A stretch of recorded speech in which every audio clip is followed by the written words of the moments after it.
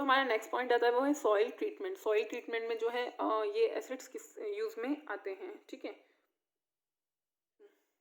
Reactions के plants grow in a suitable soil. Plants कहाँ grow करते हैं? जब उनको सूटेबल वेदर मिलता है, सूटेबल सॉइल मिलती है, ठीक है।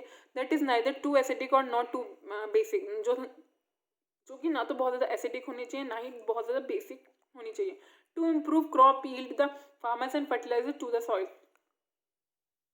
तो जब क्रॉप को, जो उनकी फसल को है ना थोड़ा सा ज़्यादा ग्रो करवाना होता है, तो फार्मर्स क्या करते हैं, उनमें फर्टिलाइजर जो है सॉइल में डालते हैं। This distributes the acidity balance of soil, जो कि क्या कर देती है, सॉइल का जो एसिडिटी बैलेंस होता है उसे ठीक कर देती है। मतलब जो भी एसिडिटी अगर उसके अंदर, तो उसको बैलेंस कर देती है। Soil either becomes more acidic और more basic than required. Soil जो होती है मोस्टली क्या होती है, या तो बहुत ज़्यादा एसिडिक होती है या बहुत ज़्यादा बेसिक होती है, जो कि जितनी ज़रूरत होती है उसको उसके हिसाब से बैलेंस कर देते हैं। If the soil becomes too acidic, अगर जो सॉइल होती है बहुत ज़्यादा एसिडिक होती है, द फार्मर्स ऐड स्लीक्ड लाइम, तो उसमें क्या मिला देते हैं फार्मर्स, स्लीक लाइम, जिसे हम बोलते हैं चूना भी, ठीक है, वो चूना मिला देते हैं। So that calcium hydroxide base न्यूट्रलाइजेज the excess acid, तो वो क्या करता है, हाइड्रोक्साइड क्या कर देता है, जो एक बहुत ज़्यादा ज़रूरत से एक्सेस एसिड होता है उसको कंट्रोल कर लेता है।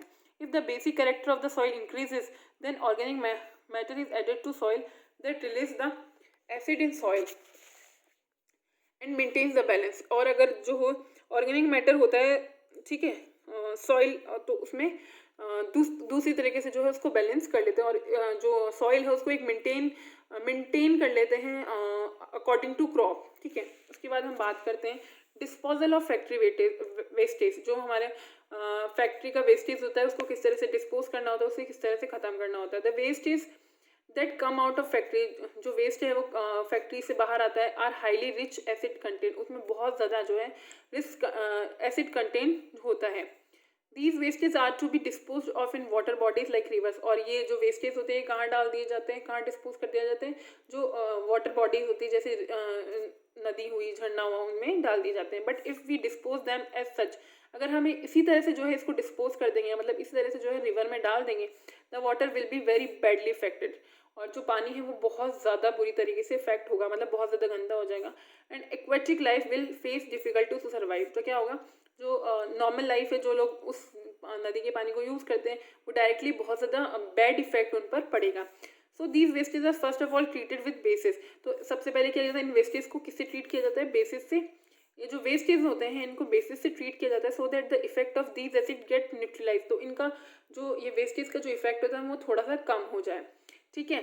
so that the effect of these acids gets neutralized and the damage to water bodies may be minimized, ताकि जो वाटर बॉडीज है, जो भी नदी है, उसके पानी को जो है जितना भी डैमेज हो वो कम से कम हो, ठीक है। तो यहाँ पे जो है आपका ये वाला चैप्टर फिनिश होता है, ओके।